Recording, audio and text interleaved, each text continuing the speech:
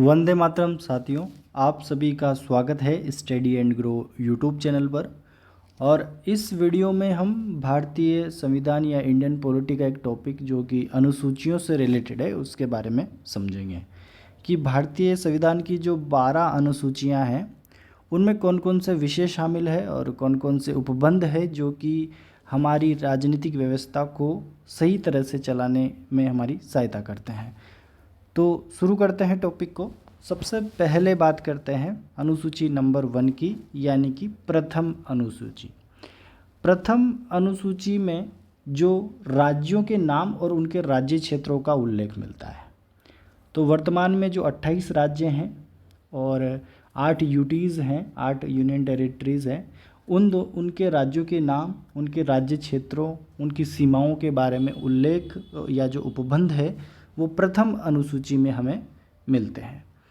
अब साथ ही इससे जो संबंधित अनुच्छेद है, राज्यों के नाम और केंद्र शासित प्रदेशों के नामों से संबंधित, यानी कि प्रथम अनुसूची में जो विषय हैं उनसे संबंधित जो अनुच्छेद है वो अनुच्छेद 1 तथा अनुच्छेद 4 है, जो कि संविधान के भाग फर्स्ट में दिए हुए हैं, अनुच्छेद 1 एंड अनुच्छेद 4। तो इस वीडियो में केवल अपन अनुसूचियों की बात करेंगे और जब संविधान के भागों को डिस्कस करेंगे तो उसमें हम इसके संबंधित अनुच्छेदों को भी देखेंगे कि कौन से भाग में कितने अनुच्छेद हैं और किसका संबंध किसके साथ है। तो प्रथम अनुसूची में हमने देखा कि राज्यों के नाम और उसके क्षेत्र और केंद्र शासित प्रदेशों के नाम और उनके क्षेत्र और सीमाओं का उल्लेख मिलता है। उसी तरह दूसरी जो अनुसूची है, सेकेंड शेड्यूल जो है, उसमें जो महत्वपूर्ण पदाधिकारी हैं, महत्वपूर्ण पदाधिकारी यानी कि जैसे भारत के राष्ट्रपति हो गए, राज्यों के राज्यपालों की बात हम करें, लोकसभा के अध्यक्ष उपाध्यक्ष हो गए, राज्यसभा के सभापति या उपसभापति है, विधानसभाओं के अध्यक्ष और उपाध्यक्ष हो गए, विधान परिषदों के भी सभापति उपसभापति, उच्च न्यायालय सर्वोच्च न्यायालय के न्यायाधीश, नियंत्रक और महालेखा परीक्षक। तो यह भी जो महत्वपूर्ण पोस्ट है या फिर जो पदाधिकारी हैं, इनके वेतन, भत्तों और पेंशन, इन तीनों के बारे में जो उपबंध है वो हमें मिलते हैं अनुसूची नंबर 2 में। तो अनुसूची नंबर 2 में किन किन पदाधिकारियों की बात हमने करी? एक तो राष्ट्रपति हो गए, एक राज्यपाल। अब राज्यपाल के बाद लोकसभा अध्यक्ष उपाध्यक्ष, उसी तरह राज्यसभा के सभापति उपसभापति।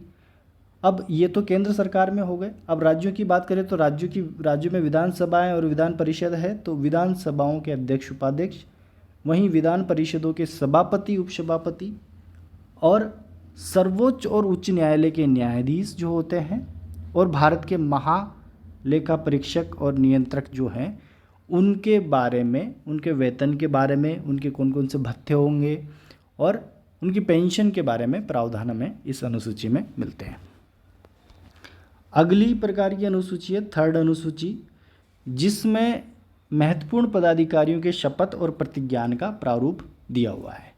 तो शपथ और प्रतिज्ञान से रिलेटेड है थर्ड अनुसूची।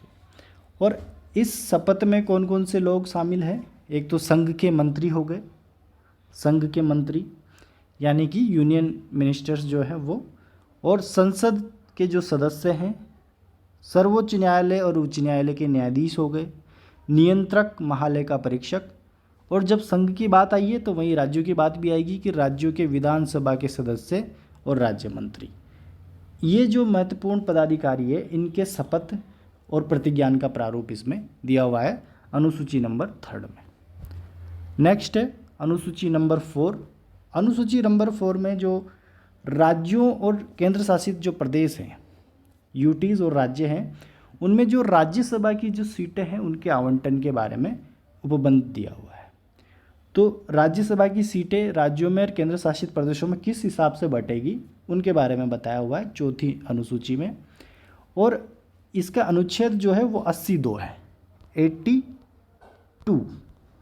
82 नंबर अनुच्छेद इससे संबंधित है, जो कि एक महत्वपूर्ण अनुच्छेद है जिससे राज्यसभा की सीटों का आवंटन होता है।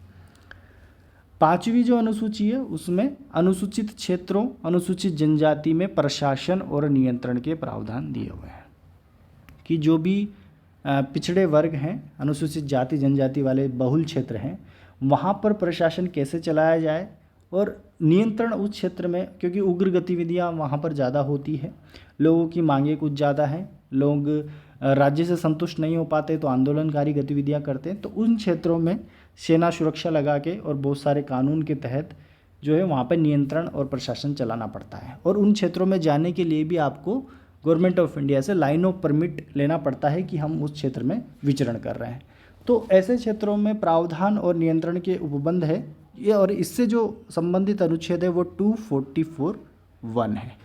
हालांकि अनुच्छेद हम बाद में अलग से देख लेंगे, पर 5वीं अनुसूची में अनुसूचित जाति जनजाति वाले क्षेत्रों में प्रशासन और नियंत्रण रखने के प्रावधान इसमें जुड़े हुए हैं।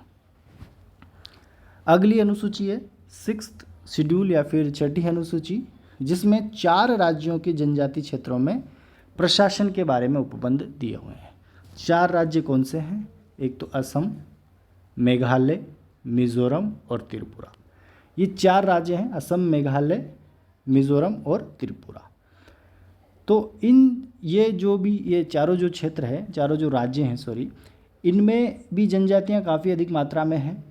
और इन्हीं जनजातियों वाले क्षेत्रों में, क्योंकि ये जो है पूर्वी भारत के राज्य हैं और पूर्वी भारत से जुड़ी हुई जो गतिविधियां हैं, क्योंकि वहाँ पर पास में म्यांमार का बॉर्डर लगता है, बांग्लादेश का बॉर्डर लगता है, तो वहाँ पर काफ़ी ज़्यादा एक घुसपैठियों वाली गतिविधियाँ भी होती हैं।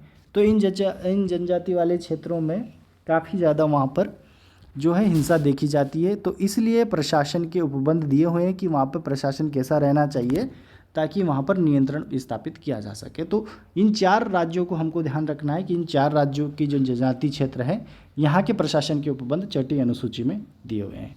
हालांकि इसमें भी जो 5वीं अनुसूची थी उसमें 244 वन अनुच्छेद जो है प्रभावी था। यहाँ पर भी 244(2) और 275(1) अनुच्छेद प्रभावी है, और इन्हीं अनुच्छेद की सहायता से जो केंद्र है उसको शक्तियाँ मिलती है कि यहाँ पर प्रशासन कैसे चलाए। अगली अनुसूची है अनुसूची नंबर 7, काफ़ी महत्वपूर्ण अनुसूची है। केंद्र राज्य संबंध में इसको हम पढ़ते हैं। तो केंद्र और राज्यों के संबंध में शक्तियों का जो बंटवारा है वो अनुसूची नंबर 7 से होता है। हालांकि न्यायपालिका भी इसमें महत्वपूर्ण भूमिका निभाती है, पर मोटे मोटे तौर पर देखें तो 7वीं अनुसूची में 3 सूचियां दी हुई है। 3 सूचियां कौन कौन सी? एक तो संघ सूची है या फिर जिसे केंद्र सूची बोलते हैं, एक राज्य सूची है, एक समवर्ती सूची है। तो संघ सूची या केंद्र सूची, राज्य सूची और समवर्ती सूची, इनमें कुछ विषय शामिल किए गए हैं। तो विषय इसमें जो शामिल है उन विषयों के आधार पर, जैसे केंद्र सूची में जो विषय हैं उस पर कानून बनने का अधिकार केंद्र को है, राज्य सूची में जो विषय हैं उनमें कानून बनाने का अधिकार राज्यों को है, और जो समवर्ती सूची में विषय है उन विषयों पर दोनों को कानून बनाने का अधिकार है।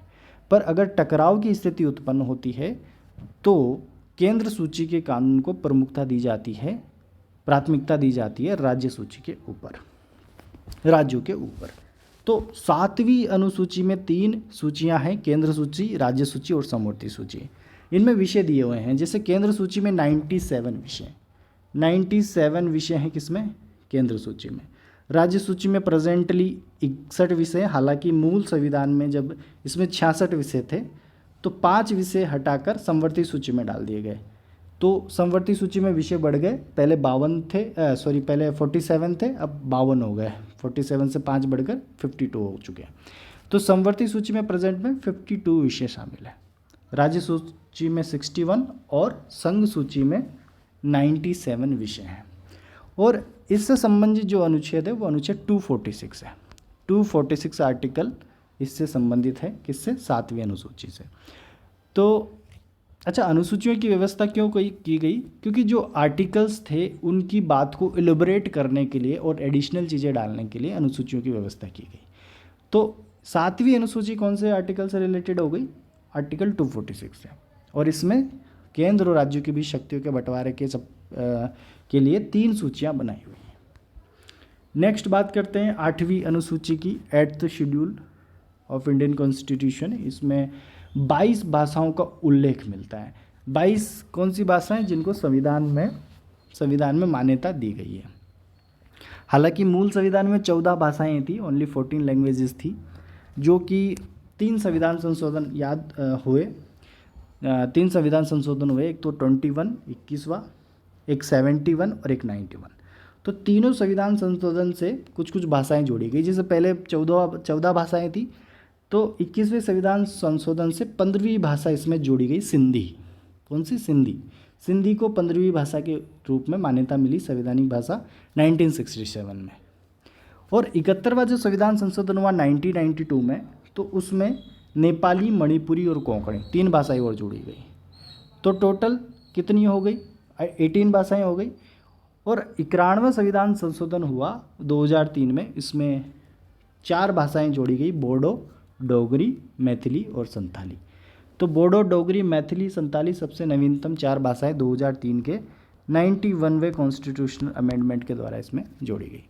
तो ये 8वीं सूची से रिलेटेड बात है, जिसमें 22 भाषाओं का उल्लेख है। तो हालांकि इसमें बहुत सारी चीज़ें पहले ही थी, जैसे असमिया, बांग्ला, बोडो तो अभी जोड़ी, गुजराती, हिंदी, कन्नड़, कश्मीरी। तो ये कुछ भाषाएं, पंजाबी, संस्कृत, उर्दू, तेलुगु, तमिल, ये पहले ही इसमें भाषाएं थी 14। पर धीरे धीरे करके जो है 8 भाषाएं और जोड़ी गई और अभी इनकी कुल संख्या 22 है। अब बात करें 9वीं अनुसूची की, 9th शेड्यूल। इसमें हालांकि ये प्रथम संविधान संशोधन 1951 में जोड़ा गया, और इसमें जो विषय हैं, इसमें एक्चुअली 284 विषय हैं। विषय क्या है? कानून है, और एक ये ऐसे नियम हैं कि इनको हम कोर्ट में या फिर अदालत में भी चुनौती नहीं दे सकते। पर एक केस हमें ध्यान रखना है, केशवानंद भारती केस, जो 24 अप्रैल 1973 का जिसको डिसीजन आया था। तो उस निर्णय में न्यायालय ने कहा कि 9वीं अनुसूची में जो शामिल विषय हैं या जो उसमें अधिनियम है, उनको भी न्यायिक समीक्षा की जा सकती है।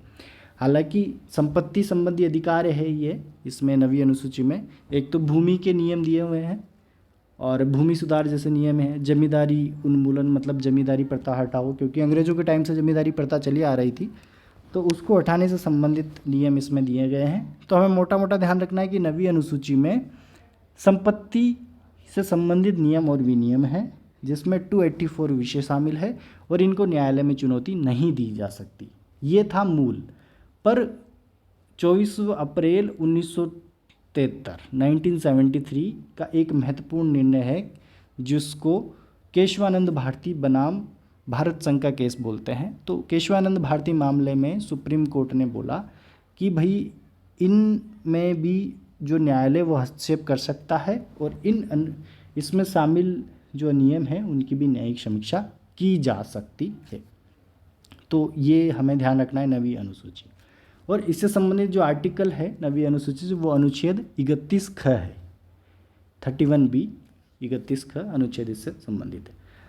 अगली बात करते हैं 10th शेड्यूल की, दल बदल विरोधी कानून भी इसको कहते हैं। और दल बदल को रोकने के बारे में इसमें उपबंध है कि जैसे संसद हुए, विधानसभा के सदस्य हुए, वो अब एक दल से दूसरे दल में चले जाते हैं, तो उसके संबंधी इसमें प्रावधान है।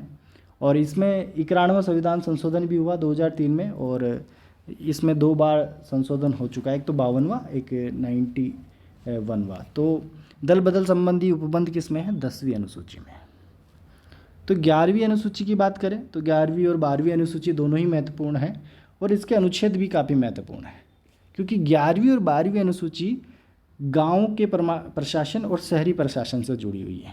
गाँव में तो ग्राम पंचायत राज व्यवस्था है, और पंचायती राज व्यवस्था जो इसमें जोड़ी गई ये अनुसूची, ये 73वें संविधान संशोधन 1992 से जोड़ी गई। हालांकि लागू 1993 में हुई थी, लागू 1993 से हुई, पर संविधान संशोधन 1992 है। तो 73वां कॉन्स्टिट्यूशनल अमेंडमेंट 1992 द्वारा ये जोड़े गए, और इसमें 29 विषय शामिल है, 29 विषय शामिल है। और इसका अनुच्छेद भी महत्वपूर्ण है, 243 6, हिंदी में 6 है, और तो 243 शायद के नंबर पे आता है 6, तो 243 के भी बोल सकते हैं, तो 243 6 इससे रिलेटेड है। तो 11वीं अनुसूची है पंचायती राज व्यवस्था से, और 12वीं अनुसूची रिलेटेड है नगर पालिका, शहरी निकायों से रिलेटेड है, नगर पालिका से। इसमें 18 विषय हैं।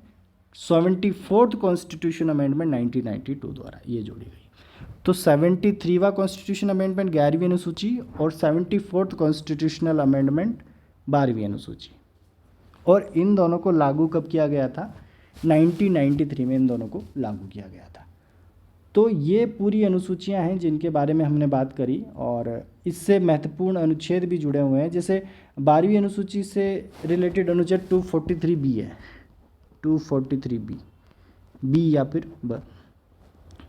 तो ये अनुच्छेद भी हम अलग से देखेंगे कि कौन कौन से महत्वपूर्ण अनुच्छेद है। इसमें हमें अनुसूचियां ध्यान रखनी है कि कौन से अनुसूची में कौन सा कृत्य दिया हुआ है। तो आई होप साथियों आपको ये समझ में आया होगा। हालांकि काफ़ी इजी टॉपिक है अनुसूचियों से संबंधित। आगे वाले वीडियो में हम इसके भागों को और महत्वपूर्ण फंडामेंटल राइट्स, फंडामेंटल ड्यूटीज़ के बारे में भी देखेंगे, और आगे फिर राष्ट्रपति उपराष्ट्रपति के बारे में भी वीडियो बनाएंगे। तो धन्यवाद साथियों। वीडियो को लाइक करें और चैनल को सब्सक्राइब करें। Thank you.